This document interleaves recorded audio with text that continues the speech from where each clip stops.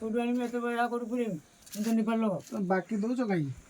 ଦଉଛୁ ତ କଷ୍ଟମରକୁ ଆସିବେ ମାନେ ଆଗ କ'ଣ ପଇସା ମାଗିପାରିବୁ ଜିନିଷଟା ଦେଲା ବେଳକୁ ଏଇ ଆଉ ଦଉଛି ଭଲ ମନ୍ଦ କରୁଛନ୍ତି ଜମା ଦଉନାହାନ୍ତି ଆଉ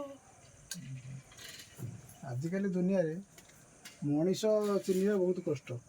ହେଲେ ଏଇ ଯେଉଁ ମଣିଷ ତାଙ୍କୁ ଲକ୍ଷ୍ୟ ହେଲା ଖାଇଦେବେ ପିଇଦେବେ ଧୋଇଦେବେ, କିନ୍ତୁ ତମ ବିପଦ ବେଳେ ଟଙ୍କାଟେ ମାଗିଲେ ସେ ତମକୁ ଦେବେନି।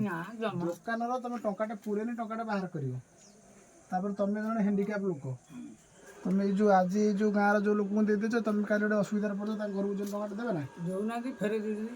ସେ ଦେବେନି। କହୁଛନ୍ତି କେତେ ପଇସା ଆସିଛି ସିଏ କହିବେ କେତେ ପଇସା ହେଇଛି କି, ଆଉ ତାଙ୍କୁ କହୁନ ତମ ପଇସାଟା ପଇସା ଆମ ପଇସାଟା କ'ଣ କୁଆଡ଼େ ହେଇଛି? ଶୁଣୁନାହାନ୍ତି ଝଗଡ଼ା ନେଉଛନ୍ତି। ଶୁଣିବନି ଯଦି କେମିତି ହେବ ତମେ ତମ ଟୋଟାଲ୍ ଆସି ଏଠି ମେଜୁତ କରିକି ବାନ୍ଧ ସିଧା ଏଠି ଯାହା ହବ ହବ। ମୁଁ ବା ନିପଲ ଲୋକ ପାରିବିନି ଚଢ଼ି ଆସିବି।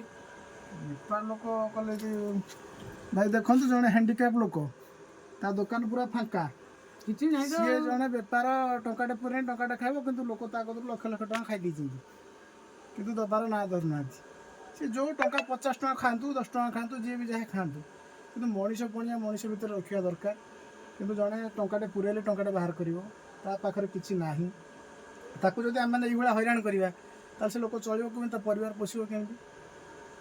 ଦୁନିଆ ତ ଏମିତି ହେଇଗଲାଣି, ଆଜି ଖାଇଦେଲେ ବାକି କାଲି ତା ଦୋକାନକୁ ଆସିବେନି ସେ ମାଗିଲେ ଆଉ ଗୋଟେ ଅନ୍ୟ ଦୋକାନକୁ ଖାଇବେ, ସେଇଠୁ ସେ ଲୋକଟି କେମିତି ବଞ୍ଚିବ? ନିଜକୁ ସବୁବେଳେ ସୁଧାରିବା ଦରକାର। ଭଗବାନ ସମସ୍ତଙ୍କୁ ହାତ ଗୋଡ଼ ଦେଇଛନ୍ତି, ତୁମେ ଖଟିବ ଖାଇବ, ତାର ଗୋଡ଼ଟି ଭଗବାନ ନେଇଯାଇଛନ୍ତି, କିନ୍ତୁ ସିଏ କେମିତି ଭଲରେ ବଞ୍ଚିବ? ଯଦି କେହି ଭାଇ ତା ବାକି ଫାକି ଖାଇଛନ୍ତି ଦୟାକରି ତାକୁ ଦେଇଦିଅନ୍ତୁ। ଜୀବନରେ ତ ସମସ୍ତେ ଟଙ୍କା ରୋଜଗାର କରିବା, ସମସ୍ତଙ୍କ ଛୁଆ ପିଲା ଅଛନ୍ତି, ତମ ଛୁଆ ପିଲା ଶାନ୍ତିରେ ଚଳିବ, ତା ଛୁଆ ପିଲା କ'ଣ ଉପାସ ରହିବେ?